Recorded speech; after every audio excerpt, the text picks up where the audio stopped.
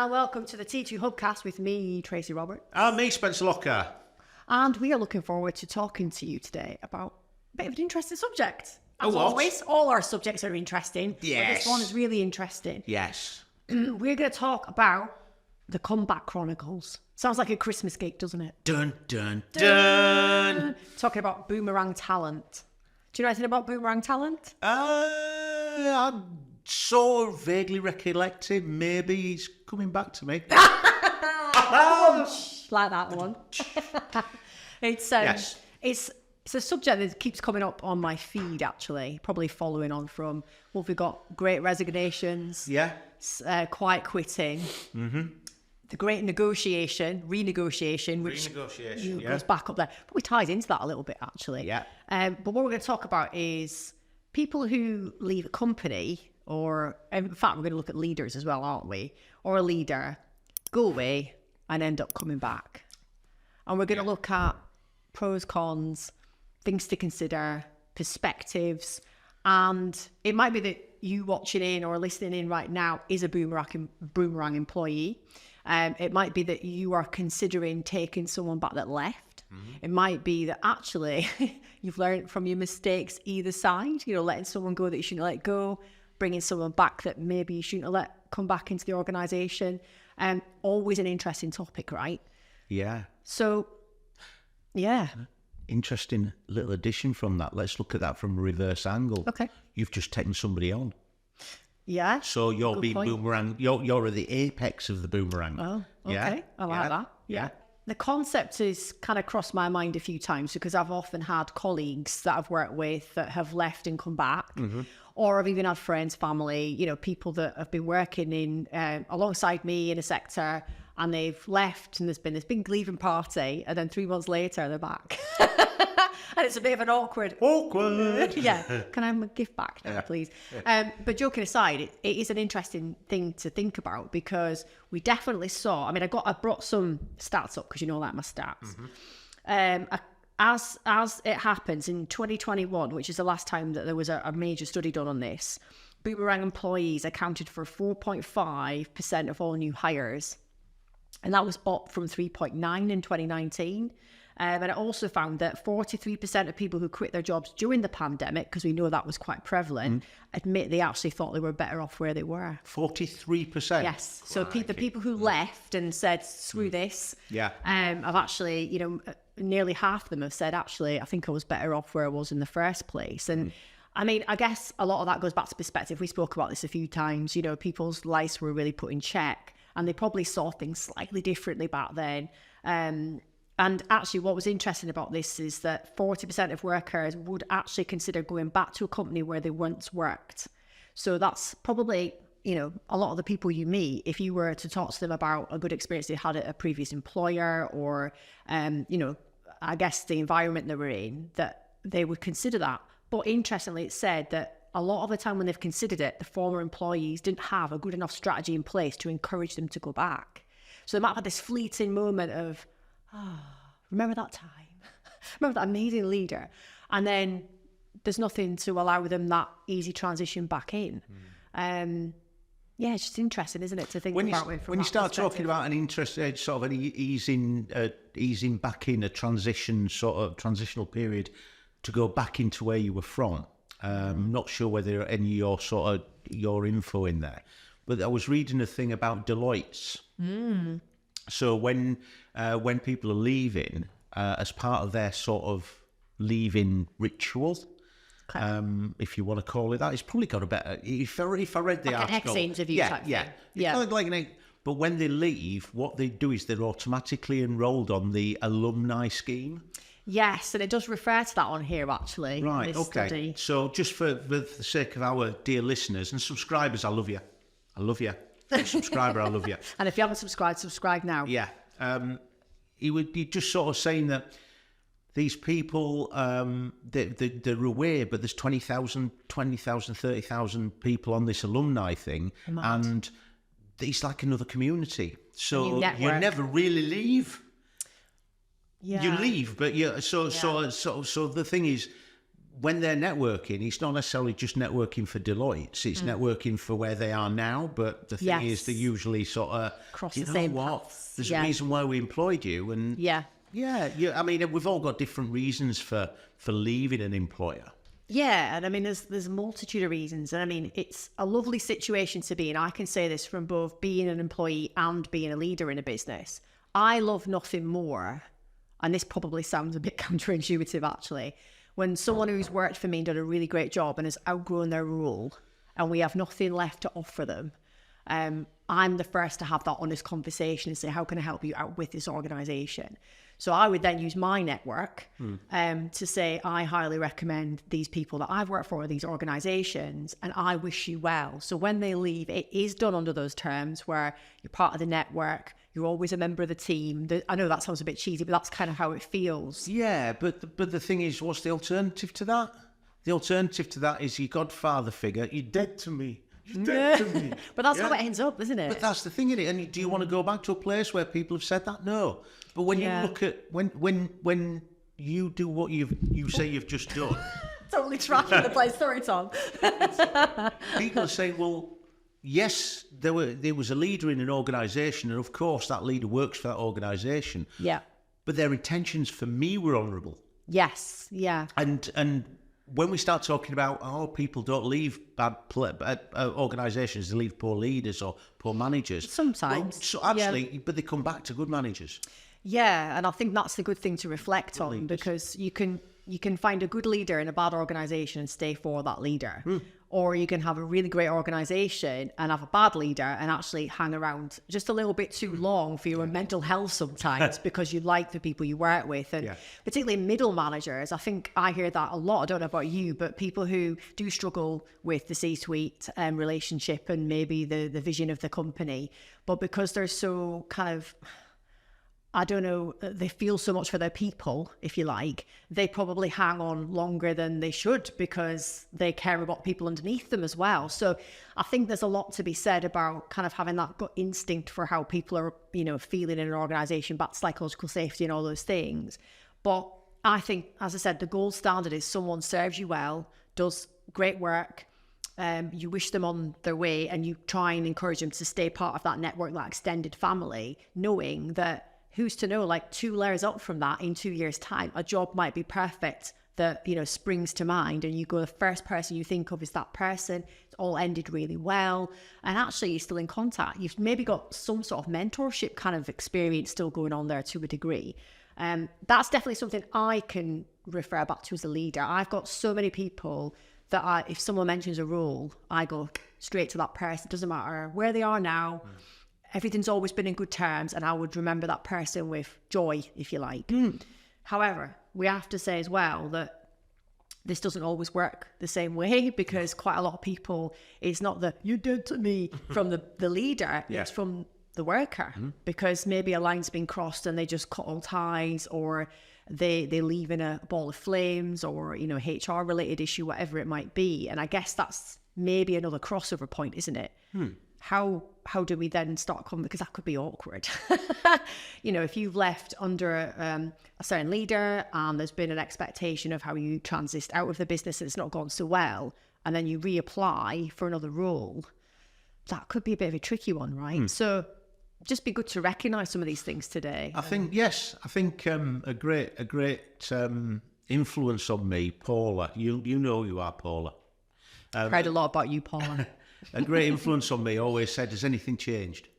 So when we start thinking about people coming back into a business, has anything changed in the business since you've left? Has anything changed in you since you've left? So there's two different things. Because the thing is, it might be that the business that you've left hasn't changed, but you come back with a little bit of, I perceived it as this and it wasn't that, or it might be a bit of humility. I mean, it does depend on what it is that why you left and how you left. But if you come back with a bit of humility and sort of say, I could have dealt with that a lot better.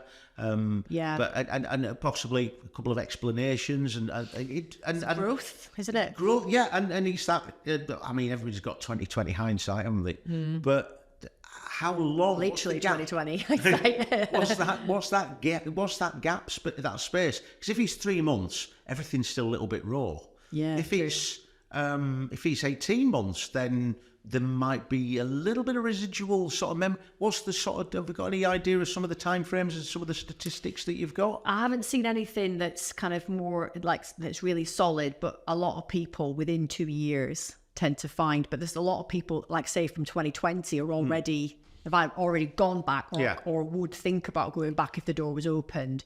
But of course that opens the question to pride and all those things as well. Yeah. But I think you've got a really good point. I think perspective is a big thing. I mean, if I think about jobs that I was in my younger years when I thought things were tough and I was being treated unfairly, I really wasn't. It was my worldview at that time. Yeah, sure, yeah. And then there was probably certain situations where I saw things from a personal perspective because I didn't have the maturity or the executive presence to handle it in a certain way. I could definitely look back now and say, you know, I would have dealt with that differently now, or I would have saw that leader as different now. And I think you're right. I think the honesty part of it's really important. But I guess that then leads you into that conversation around, you know, why you want to go back in the first place. So going back to that, what's changed? So some stuff I wrote down here was, you know, if people were thinking about going back, it's probably because they've had a positive experience in the first place, or what they considered to be not a positive experience previously, they've realised it was. So it's the grass is greener sometimes. Yeah, that's a really interesting thing. I mean, when we start talking about sense of purpose, and I know this is a slight sort of departure, but when we start thinking about sense of purpose and we start talking about what's driving you through life. Yeah. Are you moving towards something that you want? Yeah. Or away from something that you don't want? So if you're in a place, working for an employer, working in an organisation, which is all right, you know, maybe bit beige. You're not getting nurtured. Maybe you're not getting as much nurturing as you would like. But hey, this shiny thing over here. Or if you're not getting nurtured, but somebody from a similar sort of discipline sticks the head over the fence and goes, "You enjoying your job? It's all right.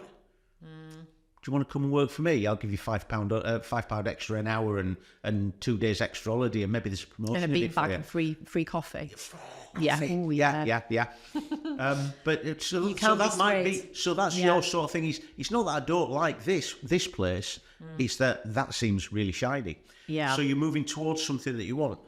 If you've got a team member or a colleague or somebody you work with that you don't like and you don't get on and there's a big personality clash, it's not a case of I want to go over there, it's I just don't want to be here. Yeah, I can't deal with this and I need my own, I need to be kind of in a good place personally to actually do a good job. So this might actually be a useful thing for somebody who's considering, not necessarily considering being a Boomerang employee, but considering either leaving a place of work or going somewhere else. Absolutely. Is right. So what is my motivation towards this? Is it because I want that, or is it because I don't want that?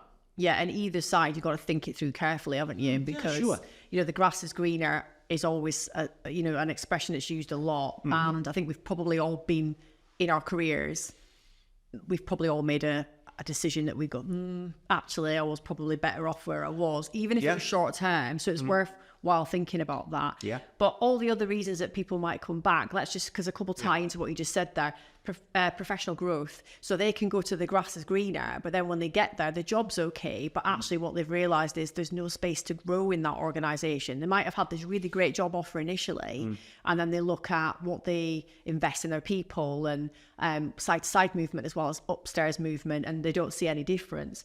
The attractive benefits and perks, quite often when people go to a new job, they're teased in by a new salary, and you do your maths on that in the short term, don't you? And you go, oh, how much more of that is that a month to me? That's how you think about it. That's a lot of money.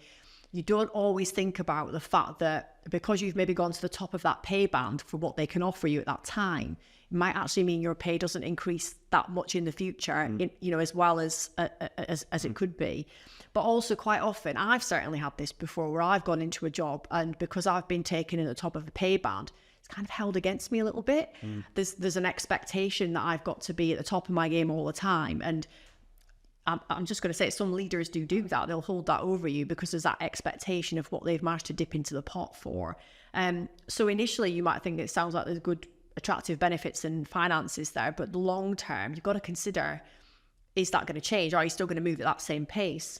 I guess changes in personal circumstances is another thing, isn't it? So forces, people as we are, we know how hard it is to pick your stuff up, move, try something else, etc., etc.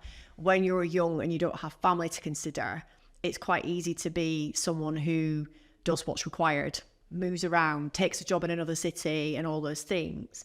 And it might work one way or the other. It might be while you're young, you want to go out and move around and do those things. And then when you get a family, you might want to settle down, or you might be someone who, I guess quite similar to me, like I went into work very young like you did, and I got to a point in my sort of early 30s where I was like, actually now is actually where I want to stick my roots down a bit, got that bit out of the way, and then I went back out again. So everyone hits a different point in their life, and sometimes that job doesn't seem right at the time, but in the long term it may be. So that's one thing. One thing I put down here was company reputation as well. It's a big one. So you can be working for a big organization that has a decent reputation, and you move because the rules, it's not because of the company, but you move because this other job looks equivocal, if not better. And then you actually realize that the reputation of the company you've gone into is not actually that good. It's smoke and mirrors, and actually where you were, you can rely on that. You've lived it and breathed it, so you go back into it as well. Job market realities, things changing. And the last one I wanted to talk about was regret or unfinished business. Oh, juicy. Because I think most of us have probably been in a role where we feel like we didn't get a chance to expose, I guess, our strengths as much as we wanted to. We maybe didn't quite get that role we aimed for the first time. You maybe walk away as a more junior leader, and then actually in the future, I've certainly reflected on a lot of the roles I've had and thought what difference it would have made to have this level of maturity back, in that role back then, and what difference I would have made. I think for some people, you leave because suddenly you've been given this big opportunity, and then you sit and think about it afterwards. You think, I just feel like I didn't close all those boxes off. I didn't finish what I wanted to finish. So a lot of these things here are reasons why people would ultimately leave or go back. That's the way to think of it. Have I ever gone back to do something because of unfinished business? Yes. I was made redundant in COVID, as I've mentioned on podcasts before. The best thing that ever happened to me in the long term, trust me, because I'm here now.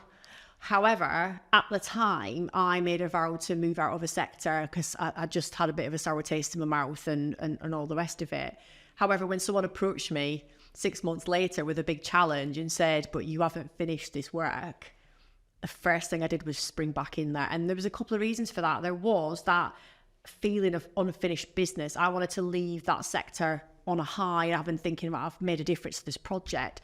But there was also that comfort of knowing my network, knowing the people I could leverage support from. And I knew I could do it with my eyes closed. But the downside to that was, for those 6 months, I don't think I really developed much. Right. I was in a very comfortable place. I was on fire, but I wasn't pushing myself, if that makes sense. I was doing a great job. So I went back probably for the right reasons at the time, which was I needed to remind myself of my superpowers. That's the way I see it. And it, of course, led to me coming here. But I did go back in reality for the wrong reasons, because I went back to think I can do that and it's easy. Does that make sense? Yeah.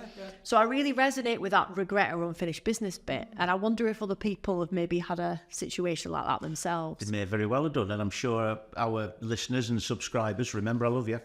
Our listeners and subscribers will get in touch, and I'm sure they'll fill us in a little bit and give us some the benefit of their experience. But yeah, so that's really interesting, because it's not cut and dried. When we start talking about the boomerang thing, it's not cut and dried. It's not one size fits all. It's, as you said there, there's a plethora of different. I managed to squeeze that one in. A plethora of different reasons why people can be sort of leaving an organisation or rejoining an organisation.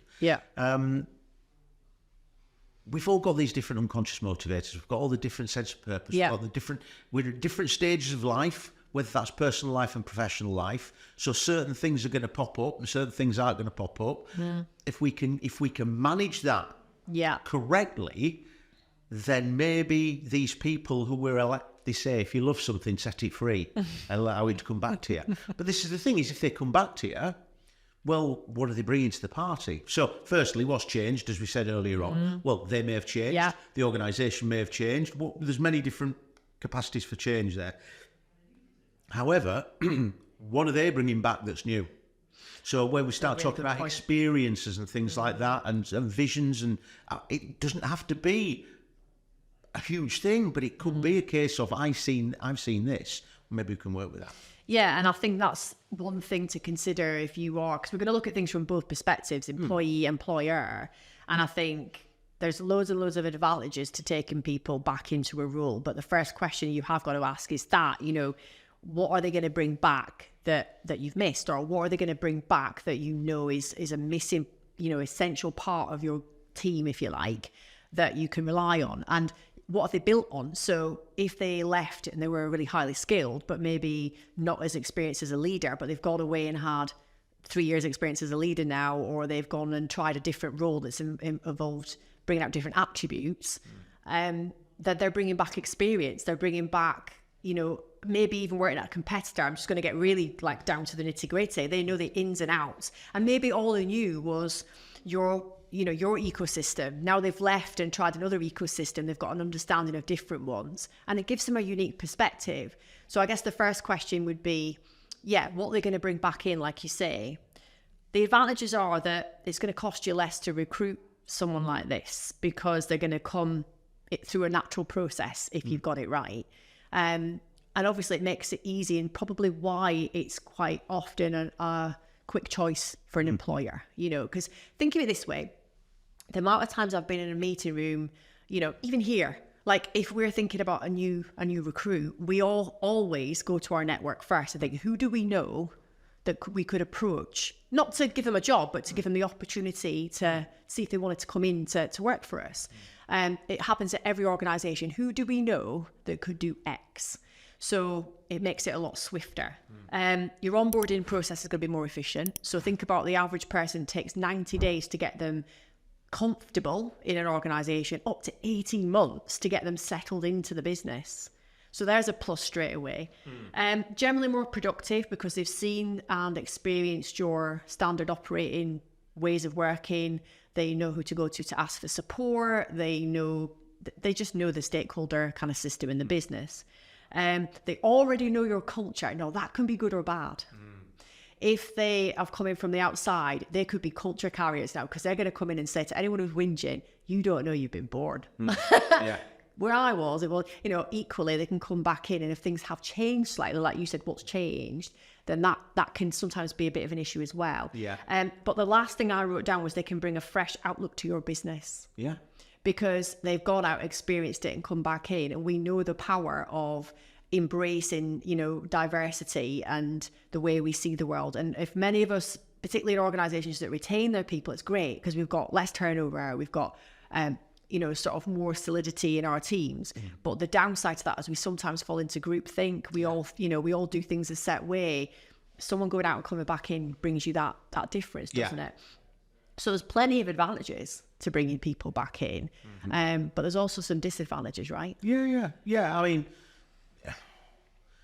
we've got to, when they left, because we talk about the change house, don't we? We do, yeah. And when people are in the change house, they're going to be going through different rooms in the change house. And if they're in the exit lounge, we've got to ask ourselves, are these people that we want to entice away from the exit lounge and back into the business? Yeah. Or are we going to hold the door open for them? Yeah. So did we hold the door open for them? And if so, why? I mean, we could talk about the productivity of that person and the professional capacity of that person. Yeah. But what behaviours do they bring? Yeah. Maybe they are very, very capable people, but they're a pain in the butt. Yeah, that's a good way to break it down, actually. I like that. Did we hold the door open? And sometimes not even in a bad way. Like I said, it could be duty of care to them. They're at the exit lounge. Some of the examples we use on the change workshop we do is, you can have someone in a role and they're absolutely flourishing, in flow state, the lot. And then you change a procedure or something changes and categorically that job is no longer the same job. It's the job, but it's not the job. And all of a sudden someone realizes they're not going to be working in their genius enough. And that's why they go to the exit lounge. It's not because they don't like the business or the culture. It's because fundamentally day to day, their job is not the same and they're not going to enjoy it. For us as leaders, it's our job, like you said, to hold the door open in a positive way and say, hey, let me help you find something that's more suitable for you, even if it's outside the business. But for other people, we are holding the door open because we say, look, you know, there's nothing that we can do for you now. You've already made your decisions. We've tried to reroute your mindset and give you, I guess, reassurance that what you were saying about X is not true, whatever it might be. But we can tell by your, you know, the way that you are responding to things that you're not going to be happy in this role. And that's still a duty of care, isn't it? Because it's not just about the disruption. It's about the mental health of that person and, you know, being in drudgery, as that's the way they'd see it, all the time is not going to be good. So if they did leave under negative circumstances, we've got to put some consideration. I like the way that you put another frame on that earlier, though, because sometimes it was a different type of role. They were less experienced. So there's got to be a little bit of, how far do we go with that, though, Spence? So for me, when you were just talking there, it just sort of brought to mind the opposite end of the boomerang. Okay. So they've left an organisation to go to another organisation. Yes. What if they're coming back to this organisation? Why did they leave the second organisation number 2? Good right? point. Okay. Yeah. So when we start thinking about that, we can start thinking about. There's loads of different reasons. Many of the reasons that they left employer number 1 to go to employer number sound like blind date now. Blind dates. And there's our great with a quick reminder. So if they're leaving employee number 2, employer number 2, then why is that? And usually, as you sort of alluded to, grass is always greener. They get over there. You know what? It might be greener, but it's false. That's why it's greener, or whatever, like that, yeah. or whatever. Yeah. However, some of the things are that, and we've talked about this. We've been talking quite a lot recently about recruitment, retention, and things like that. Massive. So one of the things that we tend to find is that when people are doing the recruiting, they're not necessarily the people who these people are going to be working with.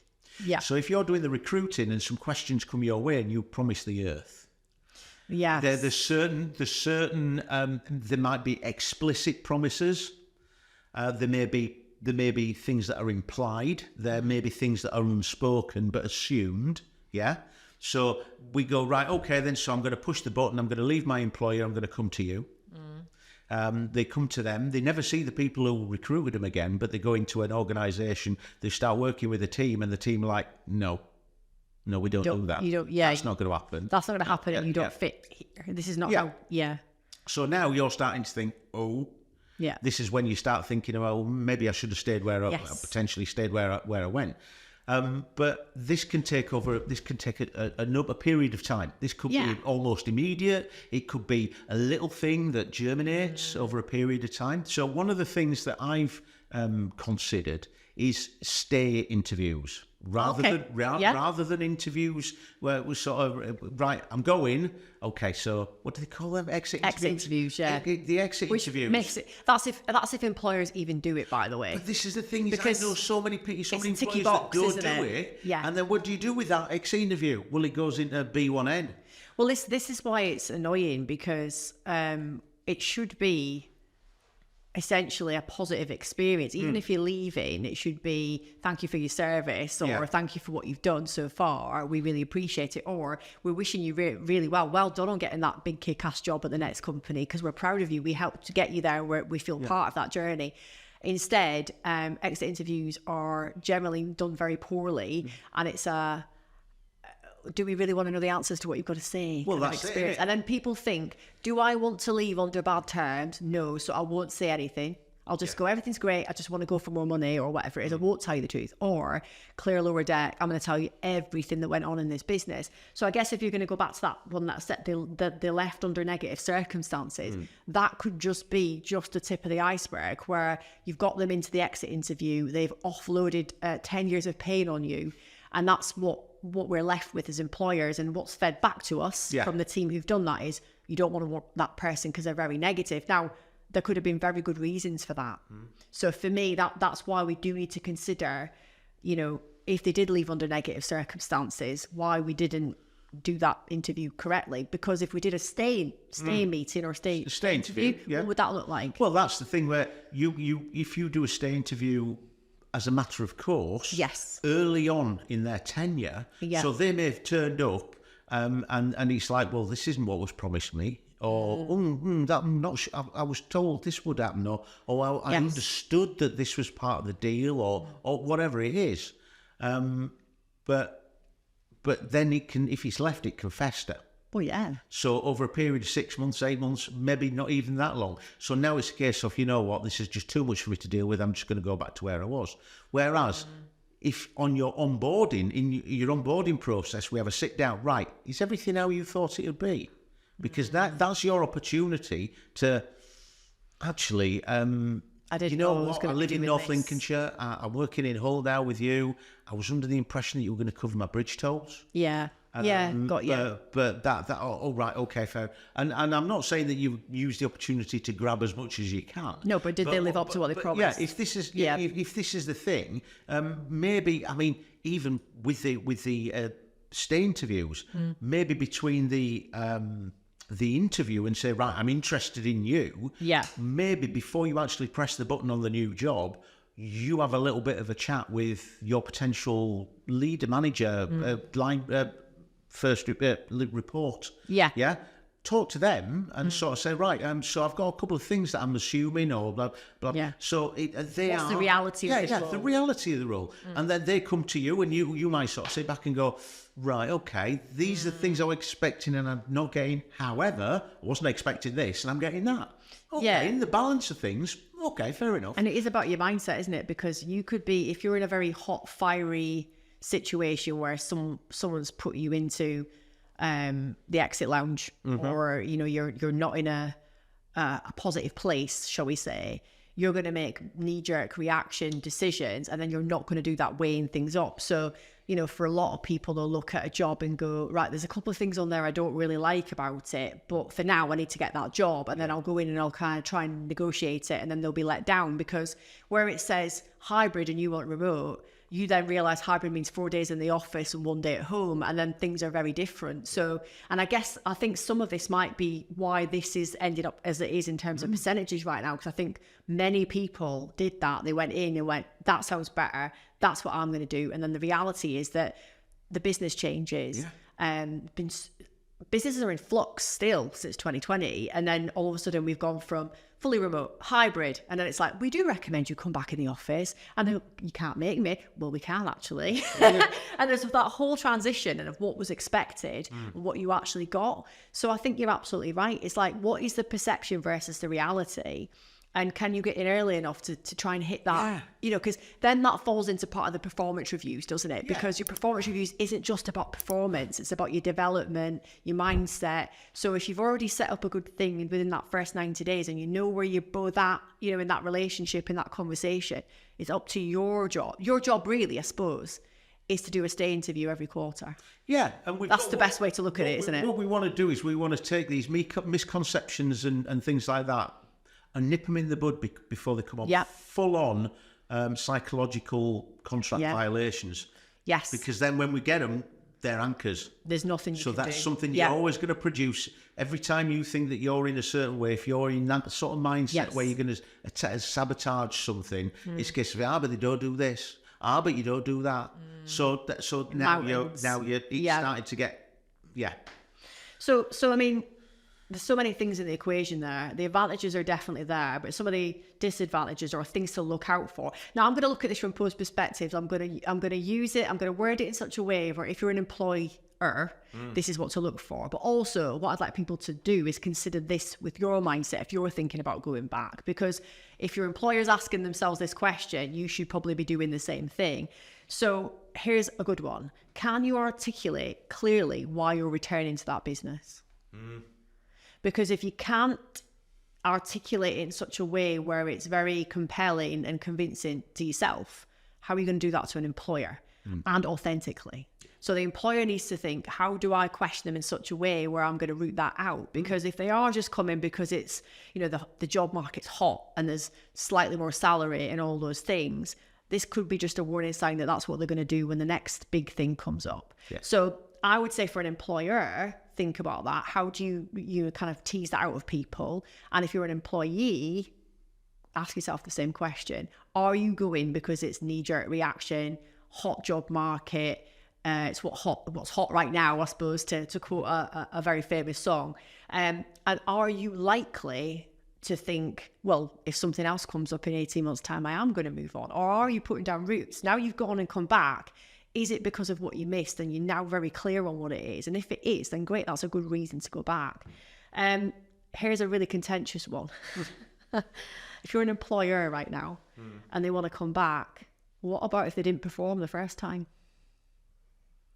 What if they were not a top performer, and actual fact they kind of not even just not in top performance, they just weren't right for that role? So again, when we start thinking about what's changed, if they weren't a top performer then, but they are a performer now, first, how do you establish that? Yeah, exactly. How do you establish what does good look like? What their performing is? But also, what is their initial contact like?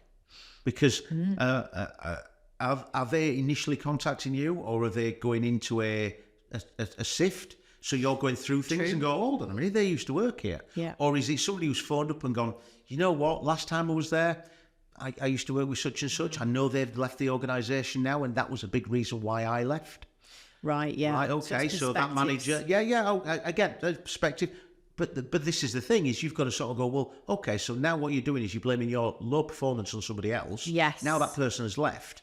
What is going to fill me with confidence that performance is going to change? And I think that with the language they use and the way that they talk, and I think their congruence or lack of it. See what I did there? Oh, I like that word. It's the word of the day, people. But if you can read, Dan, you're a leader, so you're going to be able to look at them and go, well, are they pushing the BS button, or are they actually, you know what, I made a mistake? Or this is the reason why, and I've matured a bit. And are they? Because another thing is sometimes it's not the organisation, it's the role you were in. So we all know people have been moved into roles that they've just realised they're never going to be great at. Their attributes are not there, the skills are not there. So, I mean, from an employer's perspective, think about this. In the long run, is it wiser to invest in someone that you can train up as a new hire that might have a stronger skill set? Or is this a case of someone can be nurtured, that maybe the role's slightly different now, maybe they've brought in a different set of skills, maybe they have gone away and got the expertise and come back. But one of the reasons that this happens quite often in organisations is people are liked in an organisation and they bring a certain je ne sais quoi to the organisation, but the skill set still never quite hit the mark. So it's a tough thing to say, because you could rely on that person, but it's a tale as old as time for people like you and I when we're talking to organisations. Great person, average, but that's it, and that's all you're ever going to get. So if you're going to bring someone back in my perspective, if the role is right for them and they can excel, that's right for you and right for them. But if they're going to come back in and coast, is that the right thing for you? Is it the right thing for you as an employee? Don't you want to find something that lights your fire? So I think about that. And then another thing to consider is, if they've been away from your company for a while, things will have changed, like you said. So actually, if they've been away for a few years and they come back in, they might recognise some stuff, but not all of it. Yeah. And actually, if the organisation has evolved significantly in that period of time, actually that change curve, I know, although the gap in time has been big, for them coming back in, it might just be too much. So think of it this way: organisations that have gone a little bit more automated, etc. Yeah. If you've got someone coming back in where they had a whole plethora of people working with them to do all these different roles, and all of a sudden they come back into what they think is the same role, but essentially we've stripped a whole layer of people out and support, and they come back and have got to do all that job. That's setting them up to fail because they weren't ready for that, The other thing is that if they've been away for a few years, I think maybe they still had contact with certain people and they'll hear narrative from certain sides of the organisation. But if they've not been in it, they haven't experienced it. So maybe what they expect is not what they're going to get. Yeah. And same to you as an employee, have you been in contact with this organisation, or is it just someone you know at the business or the organisation that's been feeding you this information? Because you're only going to get their perspective. Yeah. So if you're considering going back, have you done your due diligence as an employee to think, I can connect with a vision, mission, purpose, values, behaviours, and I can see that they're all still aligned with my values. That's great. And as an employer, what are the behaviours and what does this person expect? Like you said, what's the expectations in that role? And if that's the answers to that are all good, then these are all green flags. But the reality is that we've got to weigh this up, haven't we? Because we're in we're battling for talent right now, aren't we? And I think it helps us to think about things on both sides as the employee and the employer as to how to get the best for ourselves from the organisation's perspective as well. And, you know, if there's good due diligence in place, your company can really benefit from taking some Boomerang members of staff back in. But we have to make sure that we're taking the right people back in and for the right reasons. Yeah, sure. And I think you're gonna get an idea for that when you start talking about due diligence. When you're going on your interrogation of facts. So you're looking at their CV and you're looking at their application. Yeah. And then you see there is a pattern of short-term employment. Well, I say short to medium-term employment. Well, you've got to sort of weigh that up about, right, well, what are they bringing to the company? Because definitely. it might be that you're taking this person in and you're under no illusions that they are a habitual Boomerang employee. However, what you're doing is you're bringing this person in to supercharge who you've got, to change things up, shake things up a bit. So the actual average tenure, I think mine was saying something about 6 to 8 years or something, his expectations. Yeah. That is not on your agenda. You have no expectations. You know this person's going to go. It's a short-term thing, but what they bring in that short term may very well affect your company for decades to come.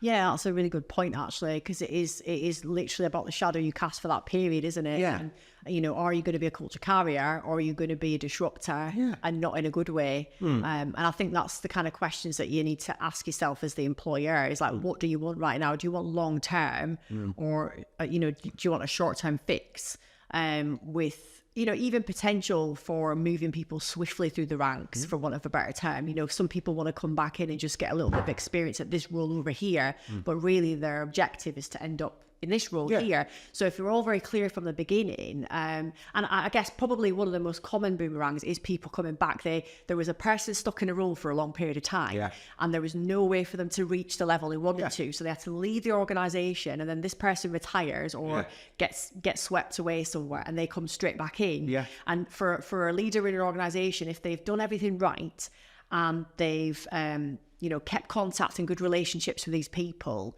they know that it wasn't the organisation's fault, really, that person couldn't. So actually, that's another example of people with long tenure have to wait long periods of time to get promoted.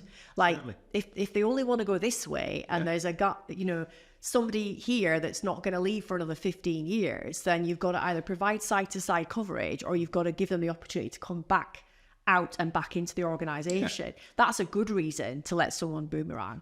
But as you said, I mean, what did they teach me when I left the Navy? Don't ever have a CV that looks like it's more than 2 pages, which, let's be honest, is probably a little bit rubbish now because we're a little bit more lenient these days of people getting a bit of experience in different areas. Sure.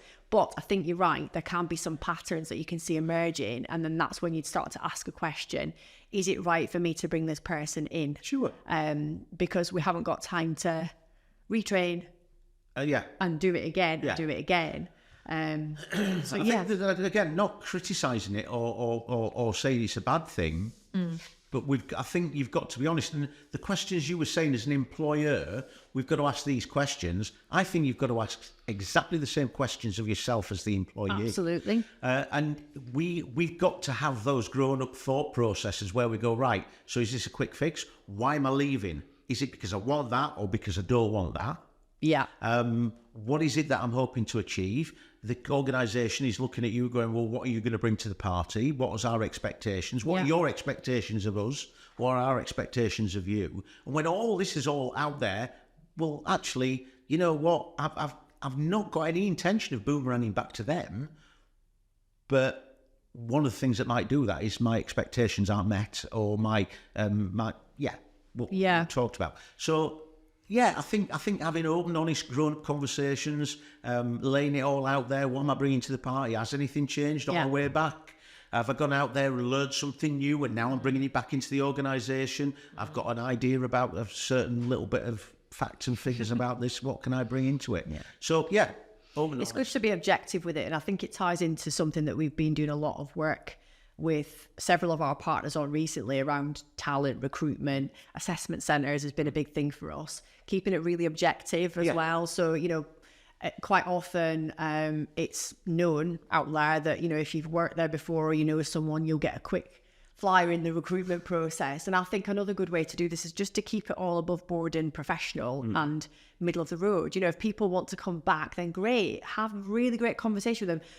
Go through all those questions, make sure they're coming back for the right reasons, put them through the same process as you're putting everyone else through. There might be certain things that you can hop, skip, jump because they've maybe done that depending on the tenure of how long they've been away and things like that. But for me, it's about keeping it objective. It's just like when you're going through a recruitment process or a promotion process. You want to keep it all kind of unbiased, objective, and allows space for people to all have the same opportunity, you know. And I think if you can do that, I think most of the time that will keep everything, on a level. People will have to, this is a thing, should someone have to work hard to come back? Well, I think they should. If they've gone away and come back, I'm not saying making it unobtainable, but if they really want to come back, they'll go through the process and they'll show you what they're made of.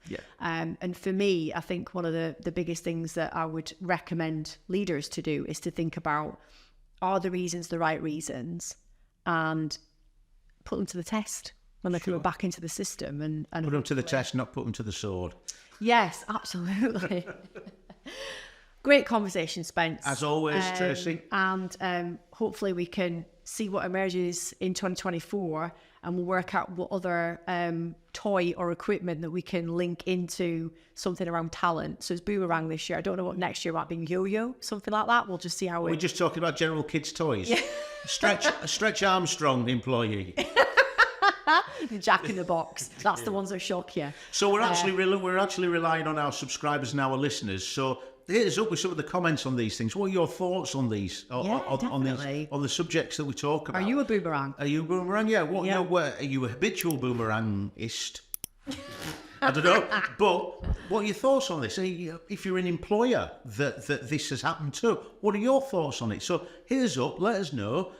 Whether it's comments on the video or whether it's emails to us at t2.co.com. Yeah. However you want to do it. But let us know, because we'd love to come back a wrap up at some stage in the future where we can take some of the comments we've had from some of the T2 Hubcasts, chuck it in, and we can review some of the things that we talk about. Definitely. So yeah, you have a responsibility. You have a responsibility. We want to hear from you if you're a boomeranger. Thank you very much, guys. We will see you again soon for another T2 Hubcast.